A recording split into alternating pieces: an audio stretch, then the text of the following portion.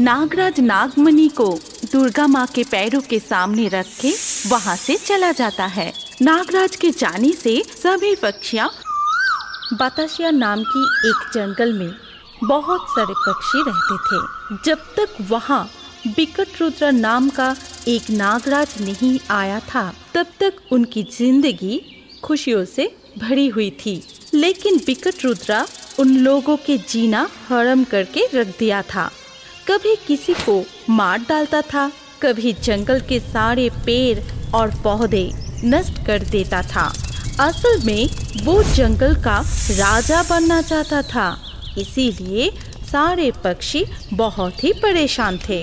अरे यार, ऐसा चलता रहा तो हम सब नागराज के हाथों मारे जाएंगे। कैसे उनसे बचे, कोई हाल तो सोचना ही पड़ेगा। देखो, हम सारे छोटे छोटे पक्षी हैं। हम वो भयानक नागराज का कुछ नहीं बिगाड़ पाएंगे। इससे अच्छे चलो सब मिलके हमारी जादुई दोस्तों को शरण करते हैं। अगर कोई हमें बचा पाएंगे तो सिर्फ वो लोग ही पाएंगे। तुमने बिल्कुल सही कहा। दुर्गा माँ की आने का समय भी हो गई है। उनके साथ हमारे दोस्त भी आएंगे। चलो सब मिलके उन लोगों को संदेशा पहुँचाने की कोशिश करते हैं। सारे पक्षी एक साथ बैठ के अपने दोस्तों को शरण करने लगे। इधर स्वर्ग में पेचक और मोर एक साथ बैठा था। अचानक उन लोगों को बेचैनी सी होने लगा। कुछ अच्छा सा नहीं लग रहा है, पता नहीं अचानक से क्या हुआ। मुझे भी बेचैनी सी लग रहा है। तभी वहाँ बतख राज उड़ते हुए आते हैं और मूसक राज भी दौड़ते हुए आते हैं। हमारे मर्दबाशी दोस्त बहुत परेशानी में है। हम लोगों को शरण कर रही है। हमें जितना जल्दी हो सके वहाँ पहुँचना पड़ेगा। तभी इतना बेचैनी सी हो रही थी। चलो माता सरस्वती से पूछते हैं कि हम कब जाएंगे। फिर वो सब मिलके माता सरस्वती के पास जा रहे थे और तभी वहाँ गणेश जी आते हैं और कहते हैं, क्या हुआ मूषक राज, आप लोग इतना परेशान क्यों हो? गणेश जी की सवाल सुन के मूसक राज उनको सारी बात खोल के बताते हैं। सब सुन के गणेश जी बोलते हैं, पहले लक्ष्मी दीदी, सरस्वती दीदी, कार्तिक भैया सबको बताना पड़ेगा। फिर माताश्री और पिताश्री से अनुमति लेकर हम सब एक साथ जाएंगे। तुम लोग चिंता मत करो, कुछ नहीं होगा तुम्हारे दोस्तों को। गणेश सबको लेकर बाकी भाई बहनों के पास जाता है और सबको सारे बात बताता है। ये तो बहुत ही गंभीर समस्या है। जल्दी से माताश्री को बता के हमें जाना होगा। पहले देख लेते हैं माताश्री वो दुष्ट महिषासुर का वध किया कि नहीं, वो भी बहुत ही जरूरी है, तभी हम लोग मठ में जा पाएंगे।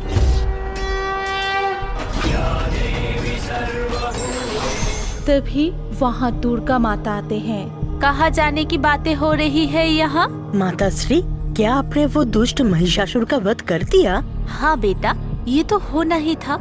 उसको उसकी कर्मफल की सजा भुगतना ही था। लेकिन तुम लोग ये सब क्यों पूछ रहे हो? माताश्री, हमारे वाहन के मर्दबासी सारे मित्र एक नागराज के वजह से गंभीर समस्या में हैं। उन लोगों की रक्षा करना हमारी कर्तव्य है, इसलिए हमें जल्द से जल्द मर्त में जाना होगा। ठीक है, सब एक साथ ही मर्त जाएंगे। इधर का काम समाप्त हो गया। अभी तो मर्त में जाने की समय भी आ गई है, लेकिन पहले अपने पिताश्री से अनुमति ले लो। जथा माताश्री। ये कह के सब मिलके महादेव के पास जाते हैं। पिताश्री, हम लोग मर्त में जाने के लिए आपसे अनुमति लेने आए हैं। हमारे सारे बहनों के मर्दवासी मित्रों गंभीर समस्या में हैं। हम लोगों को उनके रक्षा करने के लिए जल्द से जल्द मर्त में जाना होगा। आप भी चलिए पिताश्री। नहीं बेटी, हम सब अगर कैलाश छोड़ के चले जाएंगे तब यहाँ पे अगर कोई संकट आ पहुँची तब बहुत ही समस्या हो जाएगा। इसलिए मुझे यहीं पे रहने दो। तुम लोग जाओ, जथा समय लौट आना और उन लोगों की रक्षा करना। विजयी भव। फिर सब मिलके सीधा बतासिया जंगल पे आ पहुँचते हैं। जंगल के हालात देख के सभी चौंक जाते हैं। इधर उधर पेड़ पौधे टूटे हुए थे, कुछ पक्षियाँ मरी पड़ी थी। देखिए माता, क्या हालत हो गया है काका, हम लोगों ने आने में देर तो नहीं कर दिया ना? धीरज रखो, समय आने पे उस दुष्ट नागराज भी अपने कर्म का सजा जरूर भुगतेगा। दीदी, लेकिन माताश्री का पूजा शुरू होने वाली है। माताश्री तो यहाँ अभी नहीं आ पाएंगे। क्या हम लोग वो दुष्ट नागराज का कुछ कर पाएंगे? हम लोग ही काफी है उस दुष्ट के लिए। बुलाओ अपने सारे मित्रों को, बुलाओ। जथायाज्ञा प्रभु। ये कह के मोर वहाँ से उड़ के अपने मित्रों को बुलाने चला जाता है। मोर के पीछे पीछे जंगल के बाकी सारे पक्षियाँ भी आते हैं। अच्छा हुआ आप लोग आ गए, हम लोगों को बचा लीजिए। वो नागराज हमें मार ही देगा, उसे यहाँ का राजा बनना है, लेकिन हम लोग परेशान हो चुके हैं, हमें बचा लीजिए। हमें ले चलो वहाँ जहाँ वो दुष्ट नागराज है। चलिए प्रभु, हमारे साथ चलिए। आप लोगों को विकट रुद्र की गुहा के पास ले चलते हैं। सब मिलके नागराज के गुहा के सामने आ पहुँचते हैं। तभी कार्तिकेय वो दुष्ट नागराज को बाहर बुलाते हैं। बाहर आ दुष्ट, सबको बहुत परेशान किया है। अब यह तुम्हारे समय समाप्त है। अपने नाग राज्य में वापस चले जाओ। नहीं जाऊंगा, कभी नहीं जाऊंगा। मेरे जहर से ये पूरे बताशिया को नष्ट कर दूंगा और यहाँ पे राज करूंगा।